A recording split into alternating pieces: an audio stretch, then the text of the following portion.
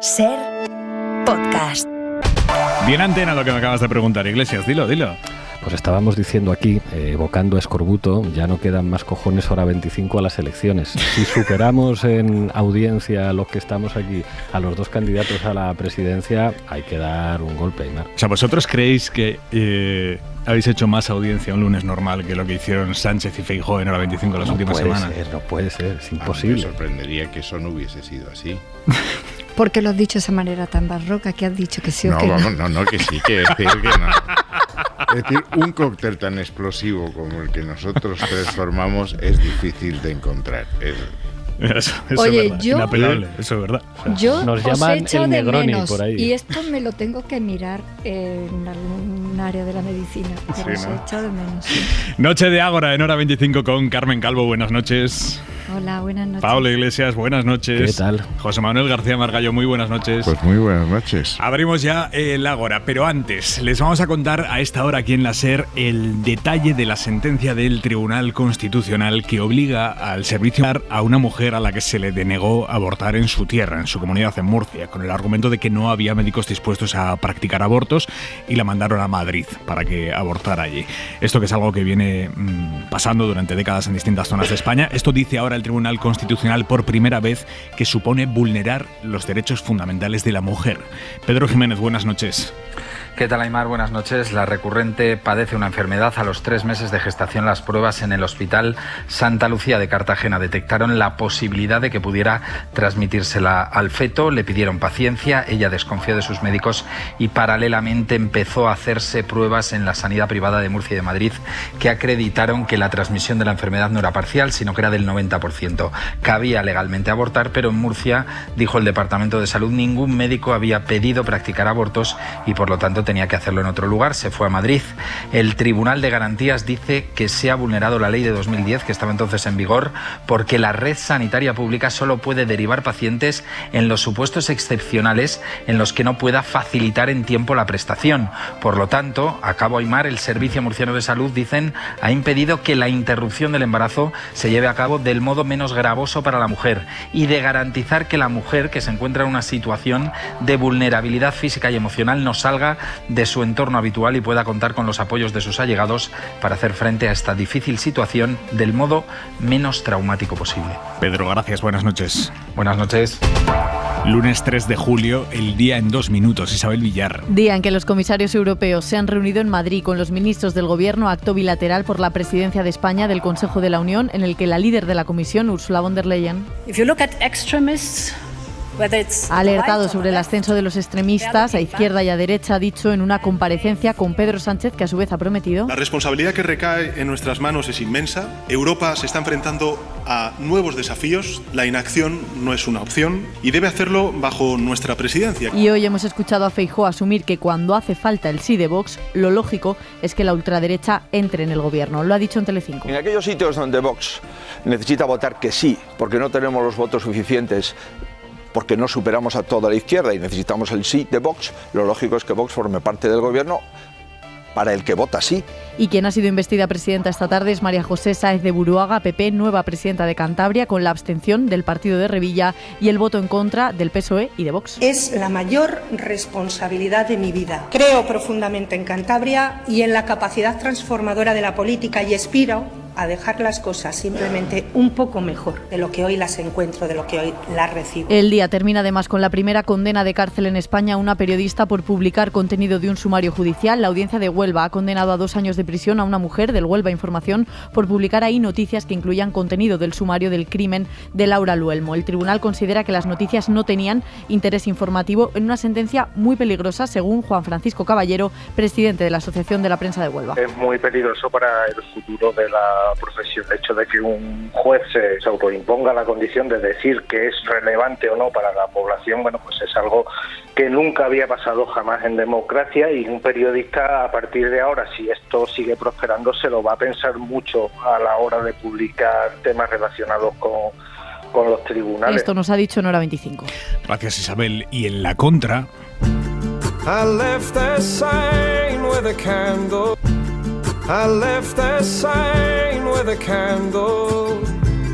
in the street light that shone. Manuel Javois, buenas noches. ¿Qué tal, Aymar? Buenas noches. Los niños de Santa Cruz de Bezana, en Cantabria, que vayan a ir al ciclo de cine de su pueblo este verano, van a poder ver muchas pelis, las que ellos quieran, pero no Lightyear, que es una película sobre la historia de uno de los personajes de Toy Story. Es una película de dibujos, pero en esa peli hay un beso entre dos mujeres, así que el gobierno municipal del PP y Vox ha retirado esa peli de la programación. El anterior gobierno del PSOE había dejado programado ese ciclo de cine de verano con esa película, y la nueva corporación, con Vox en la Concejalía de Cultura, ha censurado la proyección de esta peli con un beso entre dos mujeres. Una peli que, por cierto, está prohibida por lo mismo, por ese beso entre dos mujeres, en Arabia Saudí, en Emiratos Árabes Unidos, en Kuwait, en Malasia y ahora también, Javois, en Santa Cruz de Bezana, 13.700 habitantes. Y curiosamente no es casualidad. Lo paradójico es que si haces políticas de represión y niegas a los niños referencias sobre la diversidad sexual,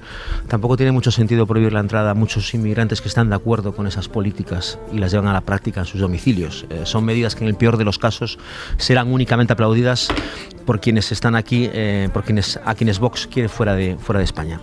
Digo muchos, pero no todos, porque hay quien viene precisamente a España huyendo de esas políticas para encontrarse aquí con gobiernos que homologan a sus dictaduras árabes.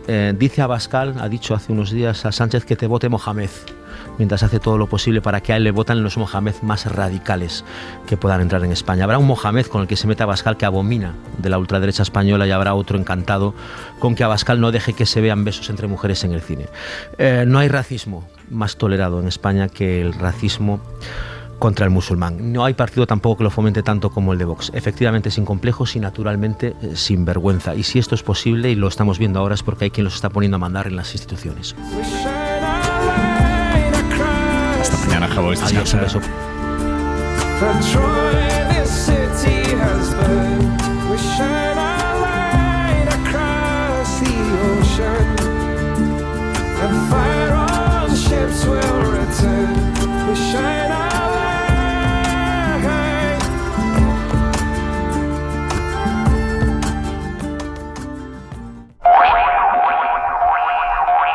A 20 días para las elecciones generales, hoy es 3, las elecciones el 23, a 20 días el Partido Popular ganaría las elecciones, según la encuesta de 40DB que publicamos hoy en la cadena SER y El País.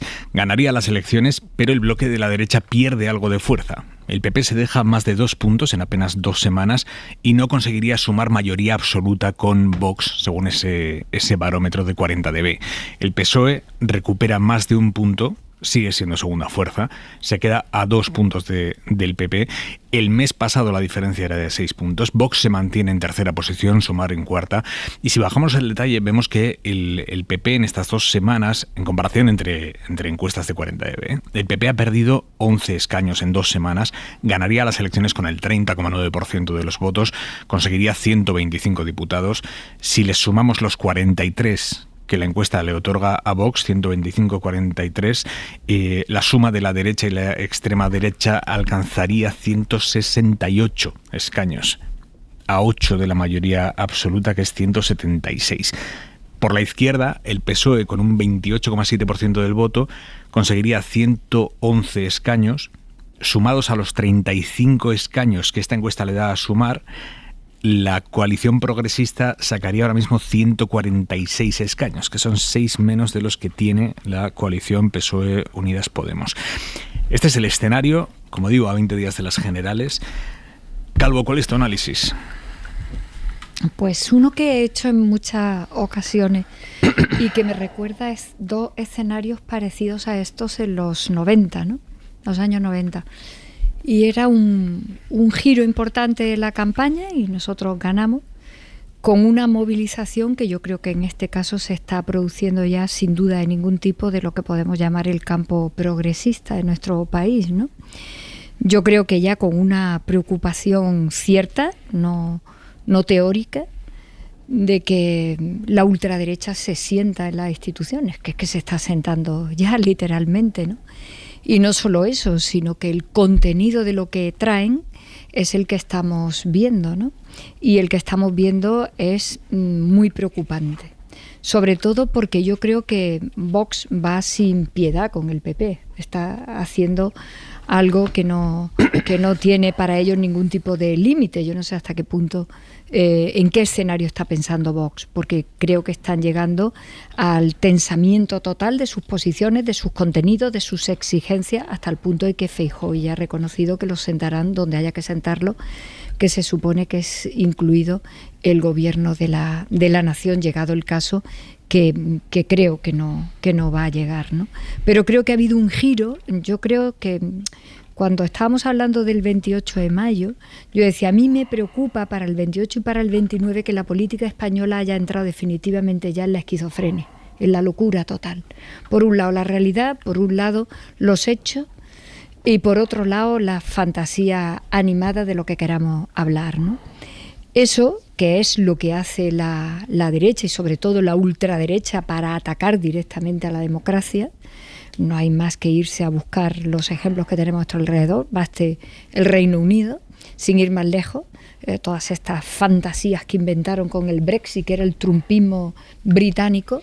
Pues yo creo que aquí se ha producido un refrescón grande de la realidad, donde la gente antes, yo recuerdo hace un par de meses que la gente tenía una especie de mantra y yo le decía, bueno, en política económica, en política social ha ocurrido esto, y de repente el interlocutor se quedaba callado como diciendo, es verdad, pero yo parece que estoy en otra dimensión.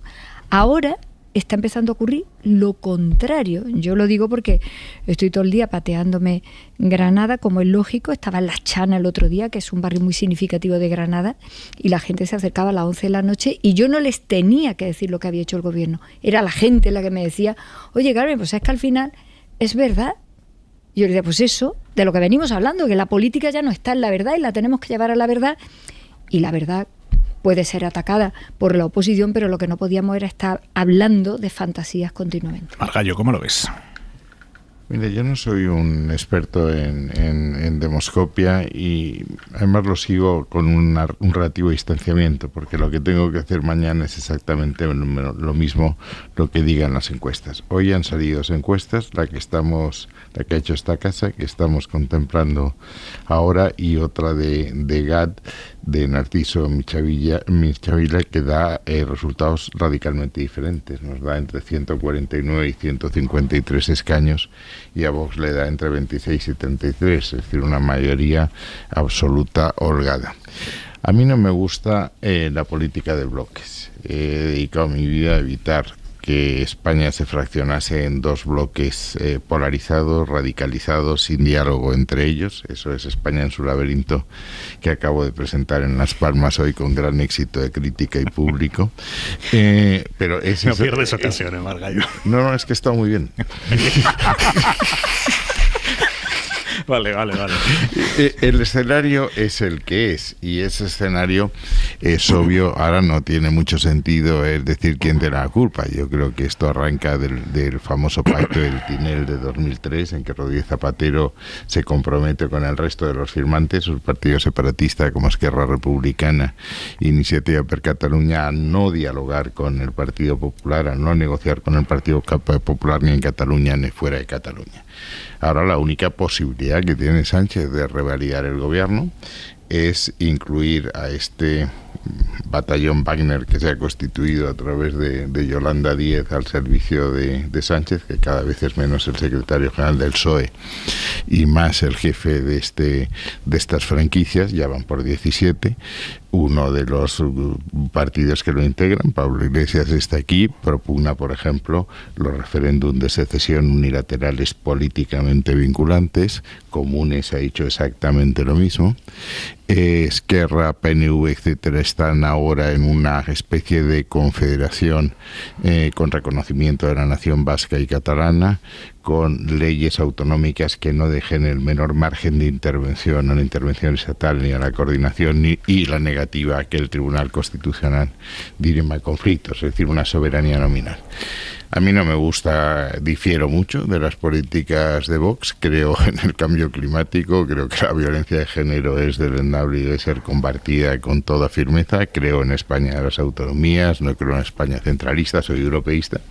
Pero lo que es absurdo es que se nos diga en esta política de bloques yo puedo pactar con cualquiera, incluyendo a Bildu, para ir al extremo izquierda, y ustedes no pueden pactar con nadie. Lo que si tenemos que pactar, lo que habrá que hacer es saber cuáles son las líneas que nosotros no podemos traspasar en este pacto. Pero se habla mucho de extrema derecha y no se habla absolutamente nada de extrema izquierda. Junts y Esquerra dieron un golpe de Estado en Cataluña en el 14, en el 17, y Bildu tiene el programa que es. Esa es la situación. Yo insisto, no me gusta. Creo que esto no soluciona los grandes problemas nacionales, que con lo que se nos viene encima ahora, y hablaremos luego de la presidencia española de la Unión Europea, sería bueno un gran pacto nacional, unos pactos de la Moncloa, un acuerdo para ayornar la Constitución. Tenemos una Constitución analógica en una sociedad digital para pintar en Europa, etcétera, pero es lo que es. Pero lo que no entiendo es que se diga: yo puedo pactar absolutamente con quien quiera, incluso aunque discutan la Unión de España, y ustedes no pueden pactar con un partido que no me gusta, pero que es constitucionalista. Lo quieren hacer por los procedimientos establecidos en la Constitución. Pablo Iglesias. O sea, yo creo que hay razones para estar preocupados.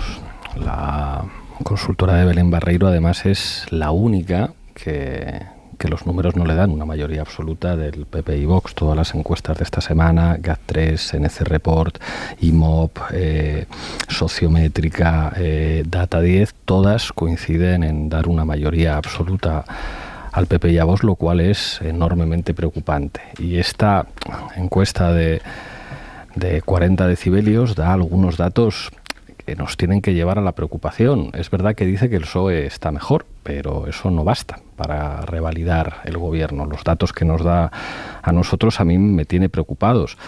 Esta misma consultora en diciembre nos daba 57 escaños, ahora nos da 35.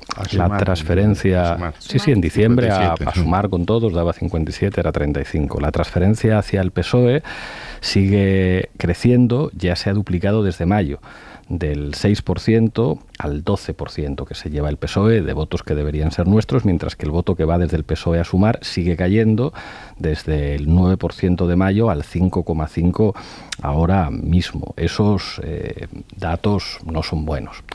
A partir de aquí, yo creo que hay que decir algunas cosas con claridad. Yo creo que agitar el miedo a Vox no le funciona a la izquierda. Yo creo que ese es un escenario estupendo para Feijóo. Cuando la gente de izquierdas decimos qué terrible que el Partido Popular vaya a pactar con Vox, yo creo que se ha hecho evidente que eso no funciona en la campaña. De hecho, en esta encuesta se ve que Vox saldría reforzado como consecuencia de la discusión que se ha producido en Extremadura, por un lado, y con la formación de otros ayuntamientos. Yo creo que el presidente del gobierno ha hecho algunas cosas, quizá muy tarde y quizá de manera errática, que sin embargo sí le han funcionado y que ha generado como mucha polémica, tanto en la entrevista con Évole, con Alsina, como en el discurso a los diputados y senadores el día después de convocar las elecciones generales, como en particular en la entrevista con Motos. Pedro Sánchez puso encima de la mesa uno de los problemas fundamentales de este país, la derecha mediática. De hecho, le acusaron de utilizar un discurso propio de Podemos. Yo creo que tiene razón el presidente cuando dice aquí tenemos una democracia limitada, cuando se ha normalizado la mentira, la falsedad y el bulo.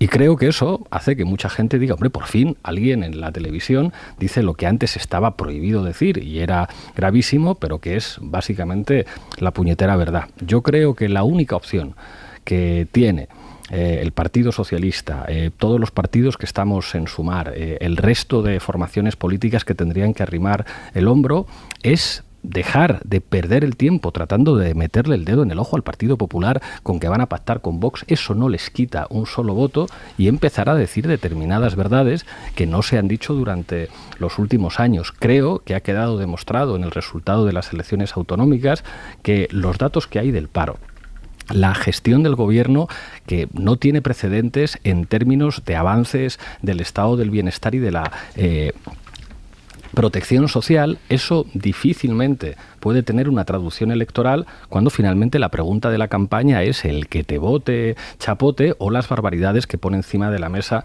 la derecha mediática. O asumimos que la pelea ideológica es el terreno crucial de la política, o creo que seguir haciendo lo mismo que no ha estado funcionando hasta ahora es un error. Ojalá Pedro Sánchez siga diciendo aquí uno de los problemas fundamentales es que todos los días hay millones de ciudadanos a los que se les está mintiendo, y se les está mintiendo desde las principales cadenas de televisión, desde los principales periódicos, desde muchas de las estaciones de radio. Si empezamos a decir la verdad, yo creo que a lo mejor las cosas pueden cambiar, si no creo que va a ser muy difícil revertir un veredicto que es que están señalando ya todas las encuestadoras. Carmen. Eso no es suficiente, Pablo. No es suficiente porque España no se está salvando de la ola de la ultraderecha acosando a la propia democracia y a los avances que las democracias han tenido en materia de dignidad y de derechos y de libertades para la ciudadanía. Y eso también hay que ponerle foco. Hay que ponerle foco a un partido que niega la violencia machista, que niega las leyes españolas, que tiene un líder que el otro día se pitorreaba directamente del Convenio de Estambul, que es norma interna de este país, porque es un tratado internacional ratificado por España y se incorpora con arreglo al artículo 10 de nuestra Constitución en norma interna para nosotros, cuando de antes de ayer a hoy han sido asesinadas 3 mujeres. 3 mujeres han sido asesinadas. Y ya ni siquiera forman parte del debate, ni del dolor, ni de la respuesta. Y la pregunta que nos hacemos muchas mujeres es si cuando nos asesinan por ser mujeres la sociedad ya apenas reacciona, porque hay un partido anticonstitucional diciendo que las leyes que hemos ido desarrollando para desvelar esta violencia absolutamente telúrica contra nosotras, eso ya no forma parte del debate y de la respuesta del Estado, es que nos estamos volviendo locos y más que locos. Entonces sí que hay que poner ahí foco, porque lo que ha elegido el fascismo español es el plano donde se van a dirimir las grandes cuestiones ahora mismo en el mundo, el cambio climático, la violencia contra las mujeres, que nosotros estamos en un país desarrollado, una democracia, pero es que no quiero contar los problemas que siguen teniendo las mujeres en el mundo. Es que es una situación que pareciera que eso ya está arreglado y superado y que ya estamos en el 5º capítulo de no sé qué cosa rara, pero en África las están casando con 9 años, destrozadas de embarazos y de enfermedades con 13, 14 y 15 y son ya apartadas porque ya están literalmente finiquitadas como seres humanos. Sigo contando porque la ablación del clítoris es real, porque la trata con fines de explotación sexual de mujeres y de menores es la tercera línea de crimen organizado y de economía criminal en el mundo. ¿Sigo? Pues es que claro, si no decimos esto, es que no estamos alertando a nuestro país de cosas que son muy complicadas. Y José Manuel, lo he dicho aquí en varias ocasiones y claro, si tú lo sacas yo lo tengo que volver a decir. Mi partido, el Partido Socialista, es, junto con otros elementos, garantía de la unidad territorial de este país, del Estado español. Esto no me lo puedes negar porque hemos dado pruebas más que suficientes de estar en eso. No solamente en momentos muy complicados, sino en la política que ha desarrollado este gobierno y el presidente Sánchez de abrochar Cataluña al Estado español. Eso por lo menos hay que reconocerlo.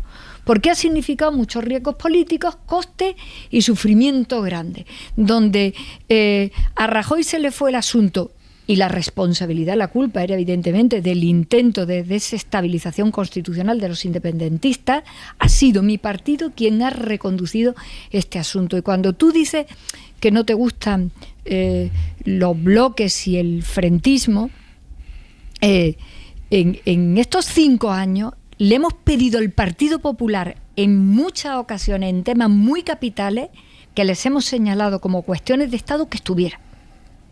Y no era fácil. Ahora que nos acercamos ya a las elecciones, no era fácil, porque a lo mejor nuestros socios de gobierno no lo veían bien. Y no era fácil, y lo hemos pedido en el Congreso de los Diputados, mediante el estado de alarma, lo hemos pedido en cuestiones tan importantes como pensiones, salario. Hemos dicho, el Partido Popular tiene que estar ahí, aunque haga una crítica, aunque ponga 7 matices, aunque ponga cantidades distintas, pero es que no habéis querido estar tampoco. Margallo.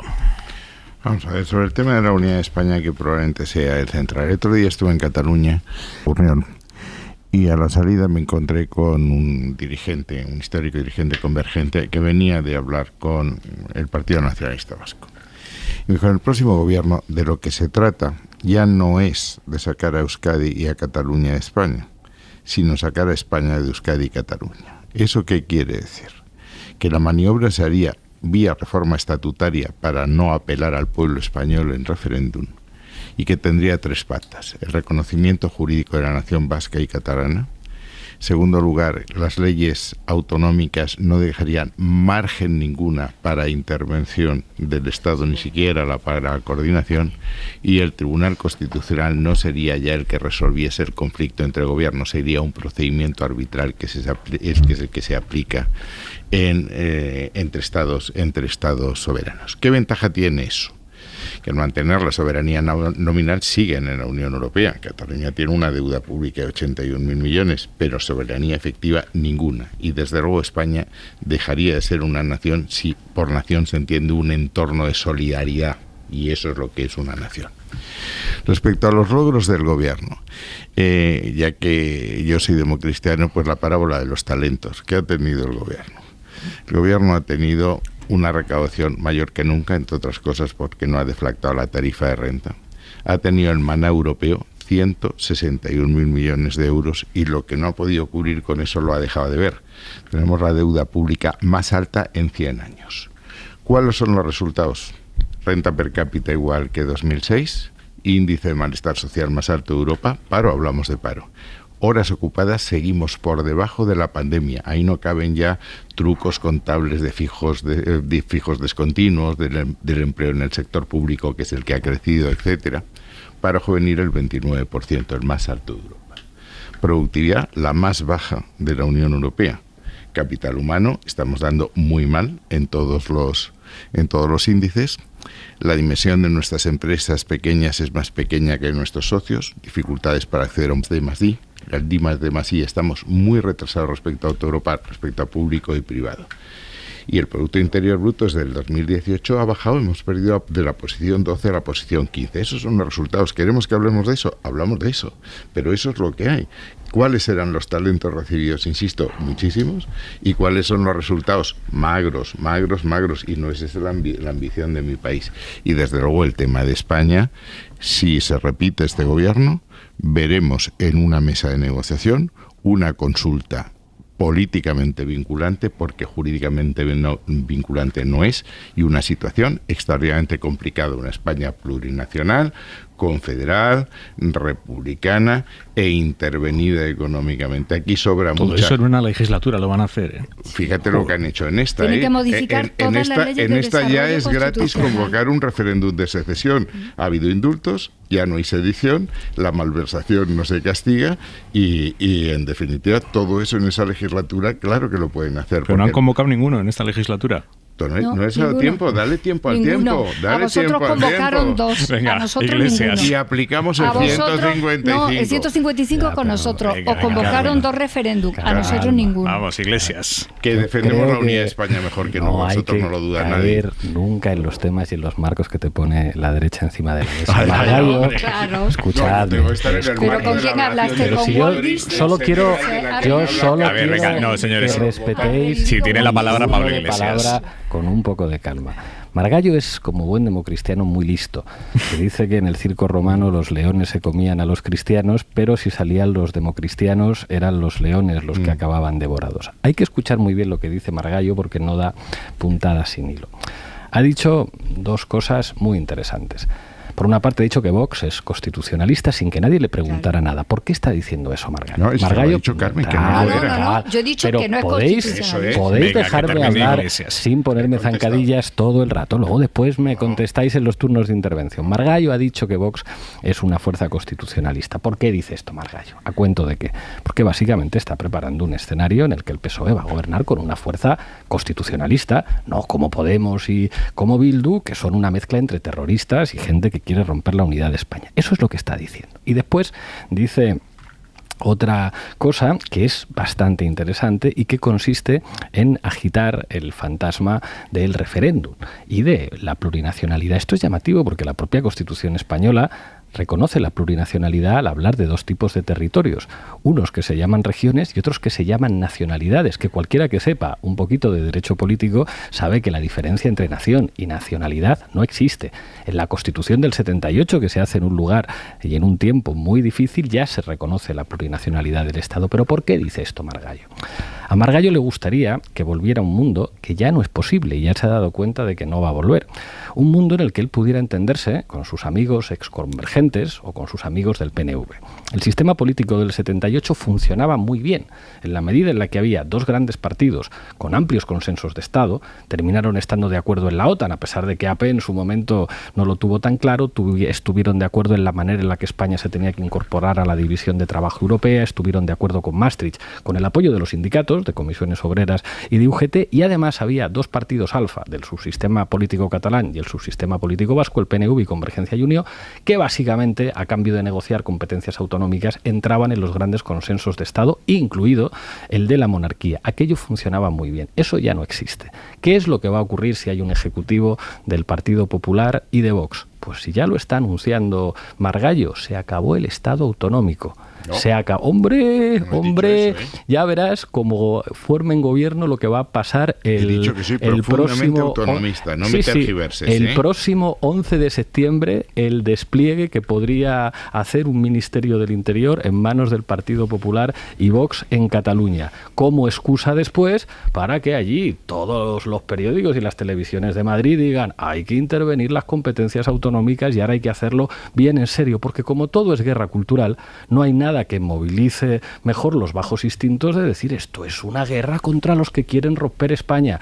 Y además hay que ilegalizar un partido vasco que se llama Bildu, que esto es una cosa que ya llegaron a reconocer incluso en el Partido Popular. E incluso a cualquiera que sea amigo de Bildu o esté a favor del derecho a decidir como Podemos, a estos les ilegalizamos también. Cogemos, Sumar y dividimos de estos 17 partidos cuáles hay que ilegalizar y cuáles no. O alguien piensa que eso no es lo que va a ocurrir. El problema es que eso no es un proyecto de país. El sistema político del 78, con el que yo soy muy crítico, tenía un proyecto de país. Felipe González tenía un proyecto de país que yo no comparto, pero sabían con quién pactar. Estos señores tienen un proyecto de destrucción de España, precisamente porque no reconocen la plurinacionalidad, no reconocen el pluralismo político y están dispuestos a acabar con la democracia liberal. Ahora crítica para la izquierda también. Mientras estos señores tienen clarísimo lo que quieren hacer, que es destruir, uno de los problemas que hemos tenido en esta legislatura es no definir de manera inequívoca una dirección de Estado, que a mi juicio, aunque esto moleste un poco, tiene que ser una dirección de Estado en un sentido republicano que reconozca la plurinacionalidad como una parte consustancial de lo que es nuestro país, que España es así, que España no es como otros estados que se han construido históricamente en torno a una sola lengua, en torno a un solo conjunto institucional, en torno a una sola identidad. Hasta que no entendamos eso, estaremos poniendo una autopista para los que quieren destruirlo todo, lo hagan además con el apoyo de todos los poderes mediáticos de Madrid. Os doy la palabra ya, sí. a todos. No, me toca a mí. Pero sí, a todos. Hoy hemos escuchado al presidente de la Junta de Andalucía, Juan Manuel Moreno, refiriéndose a lo que ha hecho su compañera de partido en Extremadura, María Guardiola, que ha sido abrirse a gobernar con Vox, de hecho pactar un gobierno de coalición con Vox después de jurar y perjurar, entre otros aquí en Hora 25, que jamás gobernaría con Vox. Moreno sobre Guardiola. Bueno, María ha tenido que tragarse sus palabras. Eso es así, pero vamos, los políticos nos tragamos a veces nuestras palabras. Ella ha tenido que valorar entre el interés general, en este caso de Extremadura, que quiere un cambio, y el interés general de los ciudadanos extremeños, que lo que quieren precisamente es que no se repitieran las elecciones, o mantener una decisión que ya tuvo, que también lo hizo en el fruto de un debate electoral parlamentario, donde uno pues, normalmente se calienta, yo también me he calentado muchas veces, y al final ha llegado a la conclusión que lo mejor para Extremadura es ese acuerdo, aunque a ella en un principio no le gustara. O sea que ahora resulta que cuando Guardiola nos decía que ella no iba a gobernar con Vox porque niegan la violencia machista, porque deshumanizan a los inmigrantes, porque ponen lonas en los que tiran a la papelera al colectivo LGTB y al feminismo, es porque María Guardiola se calienta. Como lo mejor de este audio de Juanma Moreno son los primeros 5 segundos, cuando le preguntan y dice, María, Bueno, María ha tenido que tragarse sus palabras. Eso es así, pero vamos. Margallo, ¿a ti qué te parece que Guardiola se haya tragado sus palabras? Yo vi un vídeo en que le preguntaban a Pedro Sánchez si gobernaría con Pablo Iglesias, que yo digo a Pablo, hay que reformar la administración, y me dice, no, lo que hay que hacer es quedarse con la televisión. Es que tengo que hacer... Y luego dice, mira, es que yo no dormiría tranquilo. Y luego no mintió, porque Pablo Sánchez es sabido que no miente, pero cambió de opinión y gobernó con él. Pero claro, recordamos unas cosas y no otras, pero vamos, pedirle que diga la verdad a Pedro Sánchez es como encomendarle al Papa Borgia una encíclica sobre la castidad, ¿eh? Calvo. Pues mira, te voy a recoger el guante. La mentira más grande que se ha dicho en este país en los últimos 45 años, la más grande, la más insensata, cruel por lo que tocaba, poniendo al Estado español en apuros con nuestro cuerpo diplomático desencajado en todos los países del mundo, fue la que hizo tu compañero José María Aznar, diciéndole a este país que los atentados del 11M eran de ETA. Mentira como esa, barbaridad como esa, salvajada como esa, este país no ha visto ninguna. No te lo quería sacar nunca. ¿Sabes quién fue el primero que lo dijo? Sacar el nunca, pero burrada como esa no se ha visto. El primero que lo dijo nunca. Fue el Endacari. Nuestros embajadores desencajados en el Consejo de Seguridad de Naciones Unidas, desesperados. Por cierto, allí fue precisamente Lavrov el que dijo, es increíble lo que está diciendo España ahora mismo. Eso lo vivió este país por culpa de tu partido, que esa es la madre de todas las mentiras, a partir de la cual ya no hay nadie ni siquiera que se le acerque. No tenía ganas de contarlo. Y cuando tú antes decías, hombre, estamos todo el día hablando de Vox y no hablamos de la extrema izquierda. Pero si disteis una campaña de las municipales con Bildu, que le hicisteis la campaña a Bildu, por favor, es que las verdades y las mentiras es que nos suenan lo mismo, por más que nos empeñemos. Pero que si quería hablar de mentiras, la más grande está puesta en lo alto de la mesa. Iglesias. Crueldad contra las víctimas y contra todo lo que ocurrió. Quiero decir una cosa. Sí, pero brevemente, Carmen. Pablo ha hecho un escorzo prolijo y en fin, y detallado de lo que le querías decir a Margallo. Mira, Pablo, ni eso. Ellos hablan ahora de referéndum y de todos estos espantajos sabiendo que no. Es simplemente campaña electoral para llevarnos a hablar de eso y que no hablemos de la cantidad de situaciones difíciles que hemos atravesado y cómo las hemos ido sorteando. No te lo creas. Fraga se abstuvo en el título 8 porque ellos no veían la diversidad territorial de España, porque no la han visto nunca hasta que gobiernan la autonomía. Moreno Bonilla en la verde y blanca, él solo, mañana, tarde y noche. Y no te lo cuento lo que fue Fraga en la Xunta, que no. Ojalá tuvieran en la cabeza algo. No tienen en la cabeza ni eso. Es otra cosa. Es colocar todo esto para llevar la campaña que hablemos de los referéndum que le hicieron a ellos. Porque al Partido Socialista y al Gobierno de coalición, el independentismo catalán no se ha podido mover. Y no solamente eso, sino que las victorias importantes que hemos tenido los socialistas en Cataluña responden también al mensaje que nosotros tenemos en Cataluña. Venga, Pablo. Quiero decir Carmen, que lo haces con buen tono intelectual, pero que no es ni tan complicado. No sé si estoy de acuerdo. O sea, creo que la derecha española sabe bien lo que hace. A mí, de hecho, a veces siento una cierta envidia de que a la derecha no le tiembla la mano y a la izquierda a veces sí. O sea, a mí me gustaría una izquierda con la mano dura y con la contundencia que tiene la derecha para ciertas cosas. Si ganan las elecciones, vais a ver lo del Consejo General del Poder Judicial, que lo han mantenido 4 o 5 años en rebeldía y después, si les va bien, utilizarán su mayoría parlamentaria para colocar allí a su gente sin ningún pudor. Yo creo que a veces la izquierda deberíamos aprender que en política hay que ser contundentes y no estar tan preocupados por el qué dirán, y que la derecha española solamente respeta la fuerza, no respeta las razones, respeta la fuerza. Y yo sé que esto puede ser muy impopular y habrá quien diga, no, es que nosotros no podemos ser como ellos y tal, y no sé qué. Con la experiencia histórica de este país, a la derecha española hay que tratarla como se merece. Aquí con esta cuestión de la plurinacionalidad yo creo que nunca les vamos a ganar diciendo que somos más españolistas nosotros, porque no es verdad. Yo creo que una de las claves del éxito del PSC en Cataluña es que es un partido catalanista y que es un partido con una sensibilidad hacia la cuestión territorial que es diferente. Eso no quiere decir que sea independentista, pero que sí entiende particularidades que se expresan en clave nacional, porque existe un sentimiento nacional y esto no hay por qué avergonzarse de ello, de decir, no, pues conmigo los independentistas peor que ahora porque yo soy como más españolista que tú. Yo creo que eso no tiene ningún sentido. Y vamos a Guardiola, que era de lo que estábamos hablando.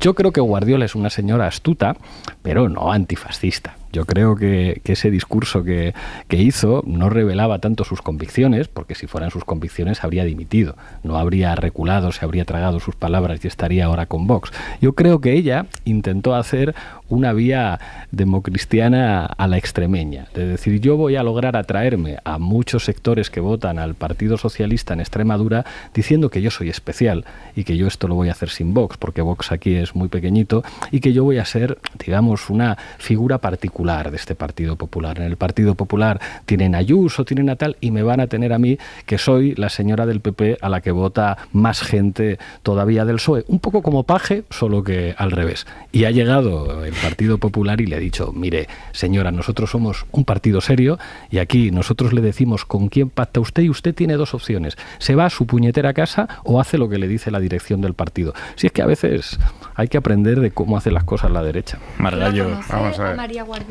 La he saludado una vez. Vamos a ver, la he saludado en comité ejecutivo, es nueva, yo no tengo... Bueno, vamos a ver, respecto a lo que pasó en el atentado, el CNI, los servicios de seguridad... Venga, vamos a olvidar No, pero es que lo que no se puede decir esto, hasta bien entrada la mañana, dijeron que era ETA. El Lehendakari dijo que era ETA, y cuando empezamos a dudar es cuando Otegi dice que no han sido ellos. Y yo recuerdo que le digo a Rajoy, ETA mata, pero no miente.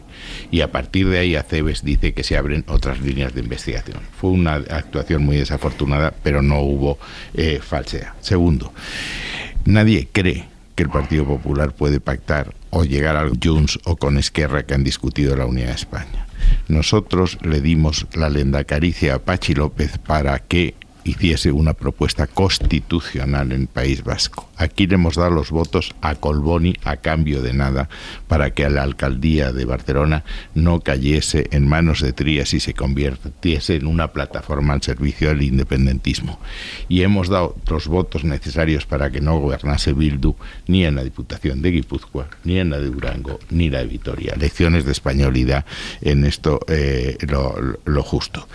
¿Qué nos estamos jugando ahora? Nos estamos jugando recuperar la idea de España, que se va a poner en riesgo, insisto, porque el Partido Socialista va a ser más débil y va a tener que ceder a las presiones de sus socios, de Junts, de Esquerra, de PNV, de Bildu, etcétera. Recuperar la calidad de la democracia. Hay que leer un libro que se llama España, una democracia menguante, neutral, hecho por los eméritos de este país, diciendo que hemos perdido calidad democrática. Pensaba que ibas a volver a recomendar España en su laberinto, me parecía ya excesivo, pero... Léetelo otra vez porque creo que no has logrado coger los matices. Yo creo que has cogido el tono general, pero no los matices. No. Me quedé con la idea, sí. Cópialo 10 veces en la pizarra. No. Encima querré que le paguen las 10 veces. Y el 24 te examina. No, claro. Oye, pues te vendrá bien para la salvación de tu alma. Eso es lo que nos estamos jugando en este momento. Por desgracia hay dos modelos de España, con dos bloques que no se entienden absolutamente en nada. Y eso no es lo que a mí me gusta. Pero insisto, eso no es la política que inventó el Partido Popular. Eso arranca de tener, y es Sánchez el que, cuando después de haber sido censurado por su partido, apadrina el ala izquierda, la contraria al ala felipista, y se va al monte. No es no voy a hablar a ustedes de nada, qué parte del no ha entendido, y ahora nosotros tenemos las opciones que tenemos. Calvo. Para claridad absoluta, Vox se sienta ya con vosotros en las instituciones. Bildu no se ha sentado en ninguna institución con nosotros. ¿Qué problema habría? No, pues es que conviene en este formato de campaña que estáis. Los apoyos parlamentarios, que nosotros hemos tenido, y en esto, antes cuando decía Pablo, hay una fragmentación del electorado que si no la quieres ver te va a pasar lo que os está pasando ahora, que solo podéis negociar con Vox. Porque hasta el PNV ya ha dicho que ni se lo plantean apoyar al Partido Popular. Claro, este es un problema de ir por la vida democrática sin reconocer a los demás actores y sin tener ningún tipo de flexibilidad. Ninguno. Ojo, el otro día el PNV, Aitor Esteban, dejó caer un mensaje interesantísimo que dijo el PSOE quizá debería haber facilitado que el PP gobierna allá donde el PP se tiene que echar en manos de Vox. Bueno, ¿dónde está el PNV? Por cierto, el miércoles va a estar aquí. El miércoles va a estar aquí en hora 25. Podemos hablar todos a la vez, pero yo voy a seguir y el director soy yo, al final me puedo quedar yo solo. El miércoles va a estar. ¿Has visto? Aprende para Canal 13, aprende. Escucha, el miércoles va a estar. Vamos a ver, el miércoles va a estar en hora 25 Andoni Ortuzar. Ya lo he dicho, presidente del PNV. Viene aquí. Muy amigo mío y creo que va a formar gobierno Aimar Bretos, como sigamos por esta vía. José Manuel. Oye, no se me había ocurrido, pero no se había ocurrido con otros ojos. Tú me votas. Te repito. Aimar, yo tengo que votar a Alberto Núñez Feijóo. Yo soy jesuita. Obediencia usquead cadáverem. En fin. José Manuel, cuando hablas de calidad democrática, ¿de qué habla exactamente? Te lo digo. Sí, porque te pregunto. Un segundo. No. Este debate lo hemos tenido. Carmen, es que este debate lo hemos tenido ya muchísimas veces y es que suena hasta reiterativo el planteamiento, como para entrar en el fondo. Es que lo hemos abordado ya muchísimas veces. Vamos a traer una cosa nueva a la mesa. Una cosa que ha aportado hoy la cadena SER. El documental sonoro sobre cómo se gestó y sucedió la votación de la reforma laboral, la intrahistoria de esa votación. Es un podcast de Sara Selva, de Guillermo Lerma, que ya está disponible desde esta noche en todas las plataformas de audio y lo hemos escuchado aquí en hora 25 íntegro, a las 9. Este es un resumen mínimo. Yo me di cuenta de que me había equivocado. Llamé a una de las secretarias para ver si se podía, si podía cambiar el voto. No se puede, tal, no sé qué. Llamé a Guillermo me devolvió la llamada. Me he equivocado, no le digo más, me he equivocado. Vente para acá, porque podemos pedir que vote en persona, etcétera. Lo habrían negociado, evidentemente estaría hablado con Pablo Casado, con Teodoro García Egea, con Cuca Gamarra, que era la portavoz, la dirección del grupo, vuelvo a reiterar, pero no nosotros. El PP ha trucado la partida, ha urdido un plan secreto para tumbar la reforma. Ese día habían dicho hay que estar atentos a la votación de la reforma laboral. Y esa es la misión de Teodoro García Egea. Conseguir que los 2 diputados de UPN incumplan la directriz de su partido y que lo hagan además en secreto. ¿Usted no va a pasarse al PP? No. Pero qué decir, pero que es que yo no he ganado nada. Joder. El Partido Popular sigue incorporando talento a sus filas. Es que yo era diputado. Sigue ampliando su base social. Y tenías una trayectoria que lo normal es que si haces las cosas medio normal... Hoy... pues ya lo podéis ver, no es una sorpresa. Pues siguiera en el Congreso, o sea, es que es alucinante, pero bueno. Al PP la reforma laboral me le daba igual, solo le preocupaba su resultado electoral del domingo en Castilla y León. La reforma laboral sale adelante, pero por los pelos, por puro azar. Lo que podría ser un triunfo es para Yolanda Díaz una frustración. La vicepresidenta valora dimitir, pero Pedro Sánchez le convence para que se quede en el gobierno. Es verdad que me llama el presidente del gobierno porque sabía perfectamente lo que iba a hacer y no voy a desvelar la conversación. Fue muy larga y bueno, en parte explica por qué hoy sigo aquí, pero me hubiera ido, sí. Fue difícil, salías a la calle, la gente te miraba, te hacían fotos, algunos te paraban, algunos te insultaban, ha habido de todo, ¿no? Joder, utilizar esta palabra puede sonar grotesco con las consecuencias que tiene el bullying para mucha gente, pero bueno, vamos a decir que fue una situación literal de acoso. Ahí están los mensajes: imbécil, gordo, subnormal, eres tonto, eres tal, eres cual. ¿Y todo? Mi competencia era votar bien, cosa que no hice, y ya está, y me equivoqué en el momento menos adecuado y el día menos adecuado. ¿Solo? Ese yo creo que es el resumen de todo, ¿no? Por un voto. Un voto, por cierto, gracias al cual, en buena manera, o al menos de alguna manera, Feijóo hoy es presidente del PP. Porque si el PP llega a tumbarle al gobierno una reforma clave a unos días de las elecciones en Castilla y León, no es descartable que el Partido Popular en Castilla y León hubiese sacado un resultado muchísimo mejor, que Casado hubiese quedado muchísimo más fortalecido dentro del Partido Popular y que Ayuso y quienes le rodean no se hubiesen visto con el poder de echarle el órdago, de filtrar a los medios de comunicación que había alguien que lo estaba espiando desde Génova, cosa que terminó finalmente en la defenestración de Casado y el ascenso de Feijóo al poder del PP nacional. Vamos a analizarlo todo esta noche aquí en Hora 25. Dos cositas. Y a punto de abrir también el larguero. Manu Carreño, buenas noches. Hola, Aimar Bretos. Qué buenos somos en baloncesto. Somos actuales campeones del mundo y de Europa con la selección absoluta. El equipo femenino absoluto acaba de ganar la plata en el Campeonato de Europa. Y sabes que ahora mismo los juniors, que son otra vez los juniors de oro, 24 años después de que lo fuesen los Gasol, Navarro, Felipe Reyes, Raúl López, han ganado el Mundial. Chavales de 18, 17 años, campeones del mundo, y están celebrándolo ahora mismo. Y vamos a estar con uno de ellos en el larguero, con Izan Almansa, que ha sido el MVP en el Mundial Sub-19, fue el MVP en el Europeo Sub-18 y fue el MVP en el Mundial Sub-17. Es una auténtica máquina, él y todos los compañeros. Y además nos visita esta noche en el larguero el director general de la Liga, que luego hablaremos con él. Es que esto es la leche. Es posible que en el draft del año que viene haya 4 españoles en el draft. Eso no ha ocurrido nunca para salir en primera ronda. Daimara, que es, yo creo, como una de las proyecciones, pero es impresionante la generación que viene. Y lo de este Izan Almansa, yo no recuerdo otro nombre, luego hablaremos con él y vamos a estar con Calderón también, pero no recuerdo otro jugador de la nacionalidad que sea que haya sido el mejor en un mundial, en un europeo y en un mundial los 3 consecutivos. Te escuchamos luego, Manu. Hablamos con él. Chao, Aimar. Adiós. La ropa para mañana, Luismi Pérez, buenas noches. Buenas noches, Aimar. Pues más o menos la que hemos tenido que ponernos hoy. Mañana un poquito, solo un poquito baja la temperatura, pero no la humedad, por tanto, sensación de bochorno. Y una recomendación, mañana en Aragón y Cataluña, también en la provincia de Castellón y en la de Teruel, así como en el caso de Cuenca, mejor poner los coches en un parking subterráneo, porque va a volver a granizar y, como ha pasado hoy, se pueden abollar las carrocerías. Apuntado queda, Luismi, hasta mañana. Hasta mañana. Hora 25.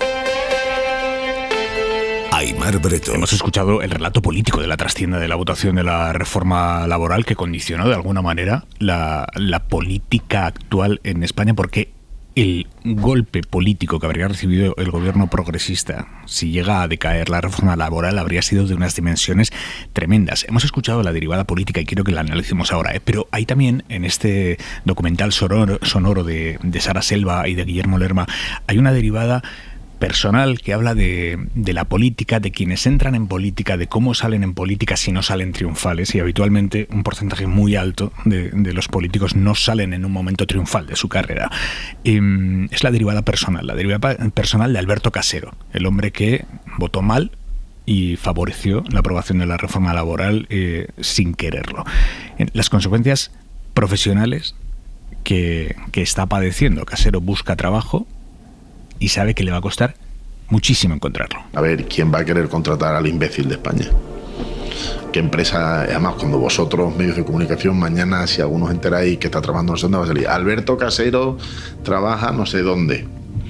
Y la gente dirá, pues, ¿qué sería ser la empresa si no se veía ni votar? Imagínate que hará otras cosas. Esa es una realidad.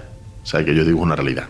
No te lo dicen así, pero tú cuando ven el nombre, Alberto Casero, en una entrevista tal, pues tú notas perfectamente, ¿no? Claro, eso es así. Tú piénsalo. Joder, es durísimo escuchar esto, Carmen. Sí. La política tiene una dimensión en demasiadas ocasiones muy, muy cruel. Y además, yo no sé si con particular dureza en nuestro país. A veces, cuando observo y he visto y he estado en otros países, esta rapidez que tenemos algunas veces los españoles, somos bastante rápidos y eso tiene su lado bueno, en contestar, en replicar, en nunca pensar un poco, un instante, no digo 10, 5, que a lo mejor lo que nos enfrenta, ¿no?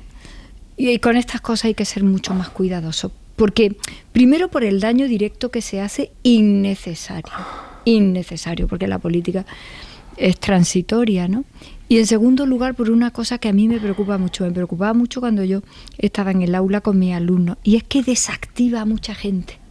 O sea, la gente ve la crueldad que tiene, el plus de crítica innecesario a todo lo que hace, a todo lo que dice. Bueno, era con lo de las redes, ya ni lo cuento, ¿no? Lo que es eso.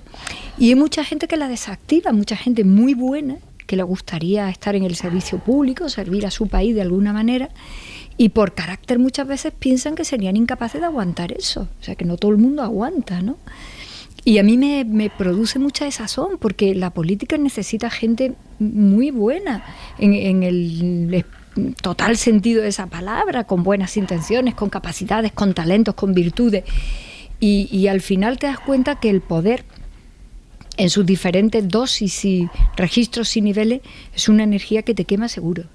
Tú lo has dicho antes, es difícil salir de esto sin llevar ningún raspón muy doloroso.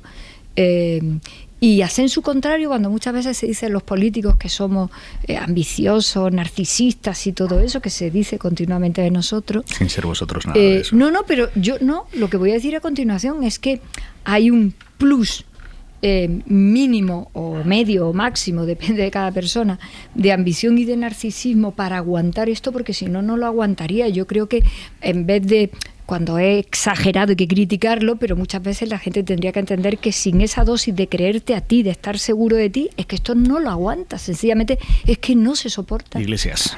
Bueno, pues ¿qué me van a contar a mí o a nosotros? Esta mañana los nazis, estos escuadristas de Desokupa, han puesto un cartel contra el presidente del gobierno, pero la gente de la que le rodean el cartel son todos de Podemos, menos Ada Colau. Los demás, todos de Podemos y Gabriel Rufián, de Esquerra Republicana de Cataluña, y me ponen a mí, que ya en política no pinto nada, ni tengo cargo, ni responsabilidad, ni no sé qué. Nosotros sabemos bien lo que significa que intenten destrozarte la vida, y eso ha tenido también implicaciones en la izquierda. Hay poca gente que quiera en la izquierda que te traten como han tratado a Podemos y como nos siguen tratando. Y eso, bueno, pues revela la normalización de la violencia mediática en nuestro país, y creo que mi partido y sus dirigentes ha sido uno de los máximos ejemplos de la normalización de esa violencia. Y yo pues lamento que sea difícil para Casero encontrar trabajo después de aquella votación. Medio en serio, medio en broma, diría que UGT y comisiones tienen una deuda pendiente con este señor y que igual podrían compensarle con algún tipo de puesto de trabajo, pero ¿cómo encuentra trabajo alguien que ha sido de Podemos en una empresa en España? Es decir, ¿cómo? Con las cosas que se han dicho de nosotros, con las cosas que se siguen diciendo, y eso no funciona de manera equivalente a todos los partidos. Aquí hay partidos que sus exministros y sus expresidentes acaban en consejos de administración de grandes empresas. Nosotros no.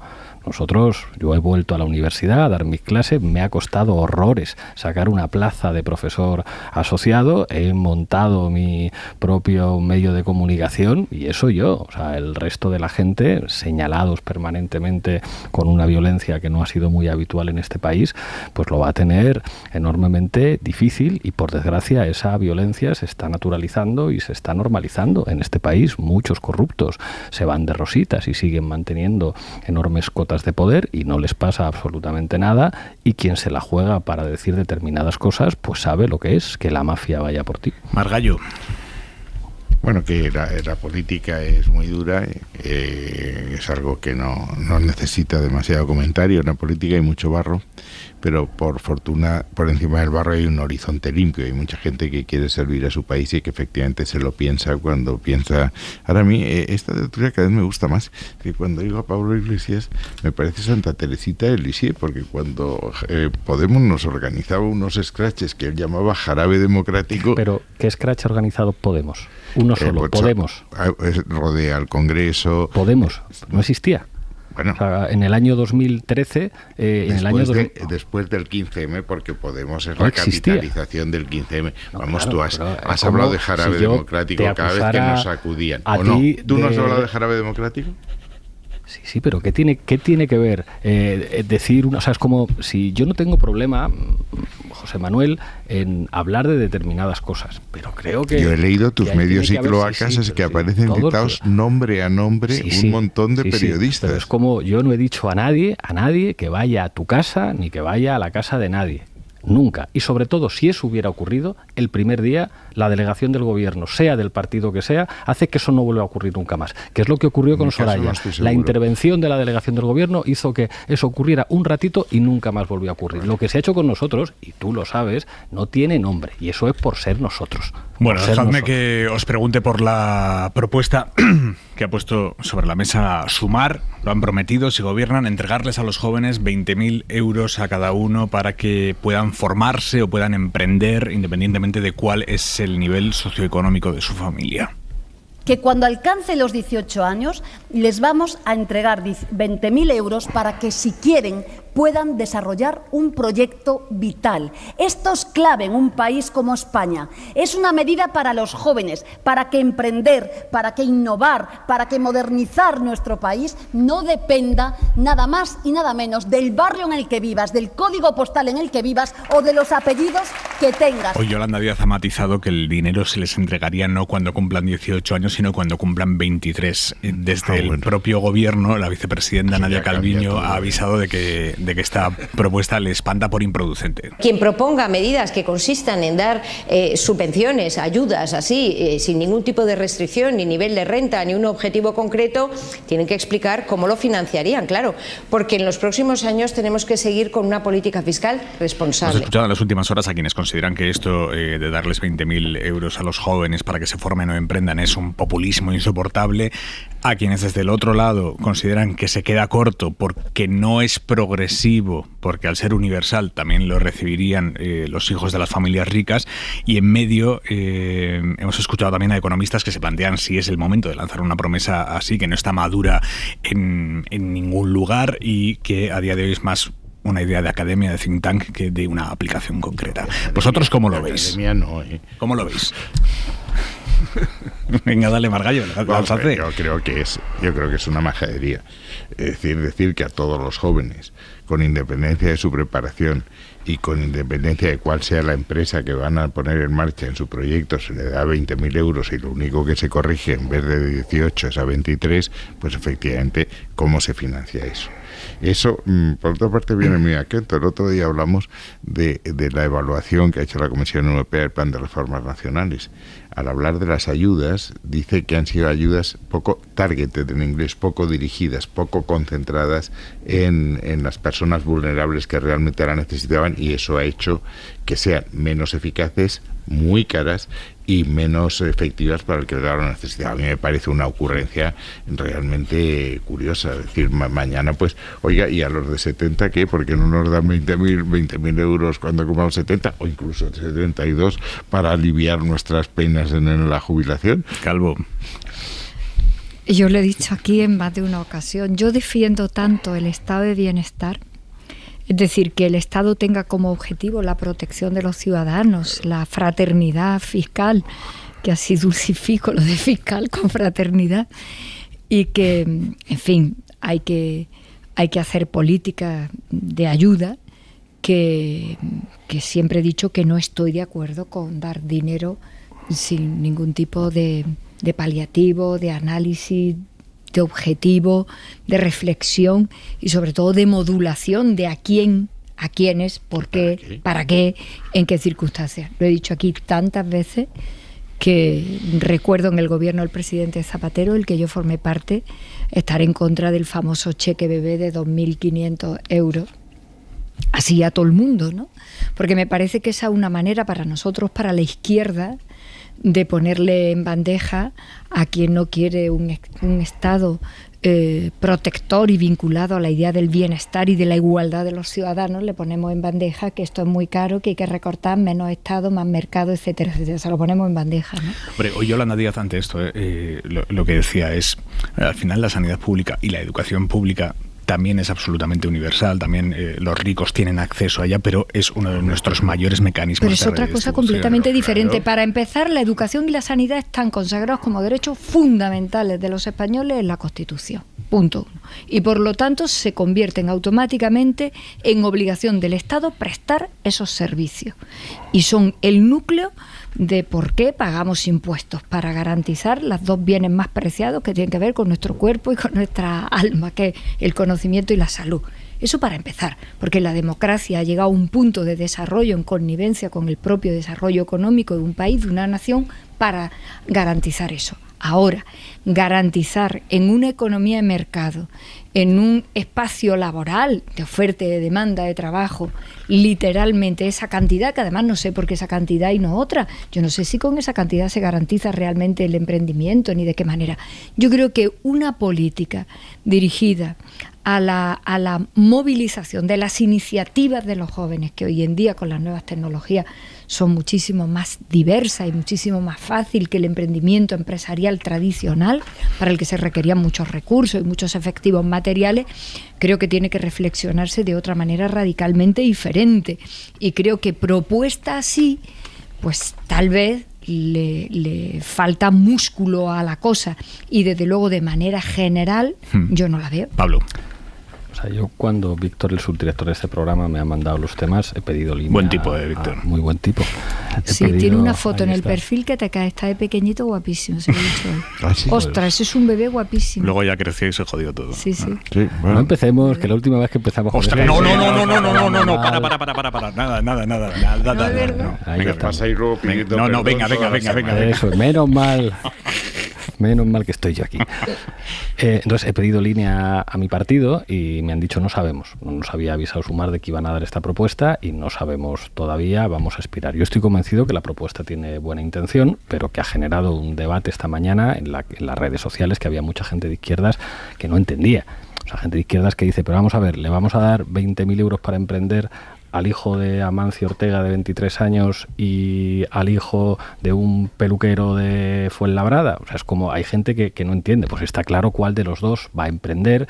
O sea, es como, no sé, o sea, creo que seguro que está muy bien pensada, pero creo que hay que esperar a que los equipos expliquen un poquito con más detalle, porque creo que no digo nada malo si reconozco que no ha sido entendida por mucha gente de izquierdas que todavía no comprende qué significa esto. Sobre esto de las propuestas hay una cosa, y mejor, se me ha ocurrido cuando estabas diciendo esto, claro, ¿en nombre de quién se hacen las propuestas que está planteando Sumar? Porque igual ni Podemos, ni los comunes, ni Más País, ni Compromís están de acuerdo con la... Y entonces, ¿quién lo está proponiendo? O sea, yo creo que la obligación de todos los partidos que estén ahí, de los 17 partidos, es cerrar filas porque estamos en campaña electoral, pero es que en este caso lo que no hay es como suficiente información. O sea que pues un equipo de campaña tiene derecho a hacer estas cosas, de vamos a salir con esto, que con esto vamos a generar una ola de ilusión y vamos a cambiar la agenda de campaña. Bueno, pues a veces sale bien y a veces sale mal.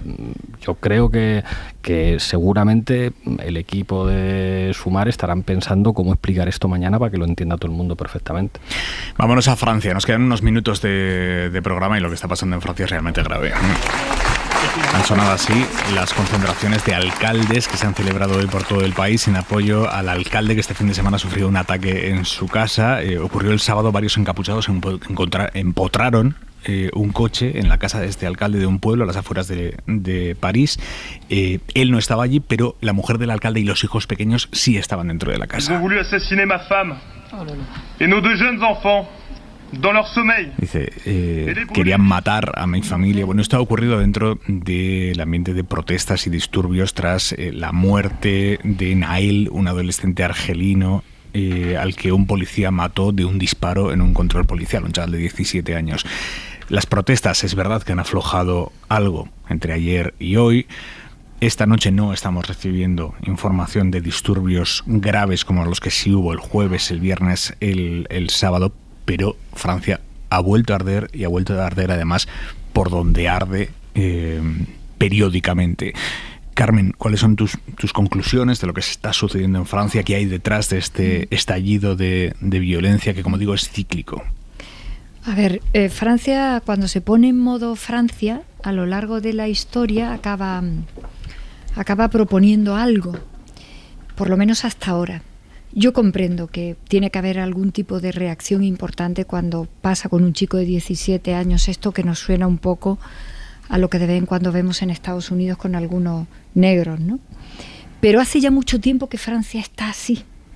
Y la pregunta que yo me hago es, no hay una propuesta definida, no hay un objetivo definido de por qué este malestar tan enorme en Francia para llegar a este tipo de acontecimientos que estamos viendo, porque en otros momentos de la historia, y repito, Francia se pone en modo Francia y es interesante, sí sabemos a dónde va, o qué es lo que estaba proponiendo, o qué estaba contestando, y cómo Francia estaba innovando políticamente desde hace 200 años. Pero la perplejidad que yo tengo en este momento es que no sabemos exactamente qué. No sabemos exactamente qué, porque de repente lo de los chalecos amarillos era una cosa, los disturbios en los barrios alejados de París, que ya sabemos los problemas de integración que tienen, de repente ocurre esto, la Francia rural, es un malestar inconcreto que estalla, dura unos días, se para o consiguen pararlo, pero tengo la impresión de que no tiene ningún objetivo concreto, porque además no tiene parangón en Europa, quiero decir, no está pasando nada que se le parezca en ningún otro lugar, y hay lugares que tendrían muchos más motivos. Yo entendería que estuviera Italia levantándose con un gobierno como el de Meloni, o incluso el Reino Unido, que ha tenido huelgas laborales justificadísimas, pero no lo de Francia. Francia tiene un inconcreto, es verdad que tiene elementos de contestación claramente definidos, pero tiene un inconcreto que yo no acierto en este momento a ver, y creo que el gobierno de Francia, el propio Macron, tiene casi el mismo problema. Pablo. Ahí en Francia hay una situación de colonialismo interno, una situación de apartheid que vive una parte de la población, y todavía tenemos que ver en los medios de comunicación presentan a muchos ciudadanos franceses como de origen argelino o de origen marroquí. O sea, yo no creo que al nieto de un alemán que emigró a París digan que es de origen alemán. O sea, estamos hablando de ciudadanos franceses que en muchos casos no hablan árabe, que no han estado en los países en los que nacieron sus abuelos o sus bisabuelos, pero a los que la policía les habla de tú, que eso en Francia es una barbaridad, que un policía se dirija hablando de tú a alguien en cuyos barrios ha desaparecido el estado del bienestar en buena medida, y que la única relación de la gente de esos barrios con la representación republicana del Estado es el policía, y que ocurre una cosa que llevamos viendo muchas décadas. Yo recuerdo una película del año 95, La Haine, de Mathieu Kassovitz, en la que ya aparece este elemento, que es racismo institucional, colonialismo interno y apartheid. Y a partir de ahí, esto que ha ocurrido esta vez es algo que seguirá ocurriendo si esto no se enfoca con una perspectiva distinta a la de dar más poder a los policías. Hay un dato escalofriante. En el año 2017 se reformó la ley francesa para permitir que la policía utilizara el arma de fuego en situaciones de control de un vehículo cuando no se produzca la cooperación.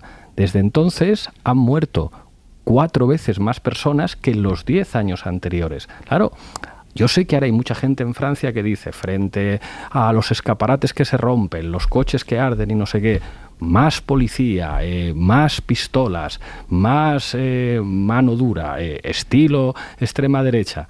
Pero eso no soluciona los problemas que hay detrás, que es el fracaso de un Estado a la hora de conseguir que muchísimos de sus ciudadanos se sientan respetados. Hay encuestas que dan miedo, o sea, que preguntan a los muchachos de una clase en un colegio público del Levalier, ¿cuántos de vosotros sois franceses? Todos levantan la mano. ¿Cuántos de vosotros os sentís franceses? Y ninguno levanta la mano.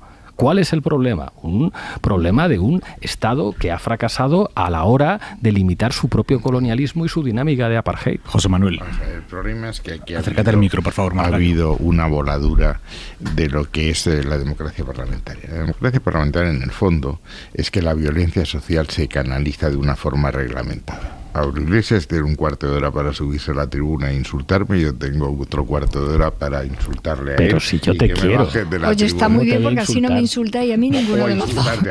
Aquí, cuando todo eso, esa violencia no se canaliza, no se escenifica a través de los partidos políticos, los cauces se rompen.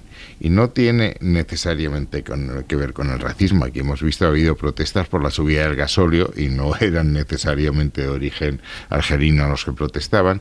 Los que han protestado porque se retrasaba la jubilación de 62 a 64 es que no se sienten representados por los partidos políticos. Es que hoy en Francia, si quitas a Macron, que es una franquicia un poco parecida a la de Sumar, que desaparecerá cuando desaparezca Macron, el primer partido es el de Marine Le Pen y el segundo partido es el de Mélenchon, Y entonces que Francia lleva mucho tiempo conteniendo a la ultraderecha y desestabilizando. Y la extrema izquierda es Mélenchon, es que son dos partidos extremos los que se enfrentan y que no respetan las reglas del juego. Y ese es el problema, y eso está pasando en muchas partes del mundo. Es verdad que hay un racismo. En Bélgica lo hay un Molenbeek, que es un barrio en que prácticamente no hay un europeo de origen europeo. Claro. Pero no pasa eso, porque el mapa político aguanta. Es decir, estamos en una situación muy seria en el mundo, y Francia anticipa siempre lo que va a ocurrir en otros países, incluido ese es el España. problema al que yo apuntaba. Por eso el evitar la polarización, el buscar el entendimiento entre las fuerzas políticas. Mira, hay una cosa... Tengo 10 segundos. Juncker, ¿sabes lo que decía Juncker? Dice, sabemos lo que hay que hacer. Lo que no sabemos es lo que hay que hacer para que nos voten después de haber hecho lo que había que hacer. Es buenísima esa. Punto y 25. Soledad Gallego Díaz. Tanto Alberto Núñez Feijóo como Pedro Sánchez, los dos principales candidatos a la presidencia del gobierno en las elecciones del próximo día 23, están aceptando entrevistas en prácticamente todas las grandes cadenas de televisión del país. Está muy bien que recorran los platós y que intenten aproximarse, digamos que con amabilidad, a los ciudadanos, pero ninguna de esas entrevistas tiene el valor que tienen los cara a cara. Es en esos encuentros donde realmente los dos candidatos se ven obligados a mostrar sus prioridades políticas y donde se aprecia mejor su personalidad o su carácter. Por eso es una pena que solo se haya anunciado un cara a cara a celebrar en una cadena privada. Lo razonable sería que se celebraran dos encuentros de este tipo y que uno de ellos tuviera lugar en la televisión pública. La decisión del Partido Popular de menospreciar a Televisión Española, la de todos los ciudadanos, tendrá consecuencias también para Núñez Feijóo en el caso de que gane las elecciones y de que pueda formar gobierno. Por mucho que quiera rectificar, el Partido Popular habrá hecho ya un gran daño a algo que es propiedad del Estado. ¿Qué hará Feijóo si es presidente y necesita un día dirigirse a los españoles? ¿Llamará a Telecinco o Antena 3? ¿Ignorará que existe algo que se llama Televisión Española? Punto y 25. Ahora que hablábamos de policía, ¿puede la policía parar un partido? Manu Carreño, buenas noches de nuevo. Hay nuevas instrucciones del Ministerio de Interior que todavía no ha recibido la policía de primera mano, pero que hablan y que indican que la policía presente en los estadios de fútbol podrán sugerir o proponer al árbitro que detenga el partido. Ahora hablaremos en casos de que haya incidentes de homofobia, xenofobia, etcétera, etcétera. Lo que no queda claro es si podrá pararlo la policía, que parece que según lo que han contado esta mañana los compañeros del país y por la información que hemos recabado en el larguero, sí podrán proponerle al árbitro. Claro, pero si tú eres árbitro y un policía nacional te propone que pares el partido, pues paras el partido. Correcto, te lo propondrá el policía, pero el árbitro tendrá que entender si lo que está ocurriendo en la grada es suficientemente grave o no. ¿Sabes por qué? Porque ya está en vigor la ley de igualdad de trato, que incorpora el derecho antidiscriminatorio de la Unión Europea y refuerza los delitos de odio. Correcto. Y luego sí que podrán hacer de manera unilateral, esto sin consultarlo con el árbitro, el desalojar un estadio. Claro. Eso sí podrán hacerlo, que hasta ahora no era así. En cualquier caso, se estrecha el cerco para los que piensan que comprar una entrada te da derecho a cualquier cosa. Venga, abrimos ya el larguero. José Manuel García Margallo, Carmen Calvo, Pablo Iglesias, un abrazo. Hasta el lunes. Hasta el lunes. Será el último. Yo el lunes desde Granada, ¿eh? Desde yo ya Granada. Todo desde Granada. Estás dándolo todo ahí en Granada. Oye, pues yo lo haré también desde mi... ¿Tú desde Granada desde también, mi casa. José Venga, Manuel? Adiós. Hora 25. Con Aimar Bretos. Suscríbete a Hora 25. Todos los episodios y contenidos adicionales en la app de Cadena SER y en nuestros canales de Apple Podcast, Spotify, iVoox, Google Podcast y YouTube. Escúchanos en directo en la SER de lunes a viernes a las 8 de la tarde.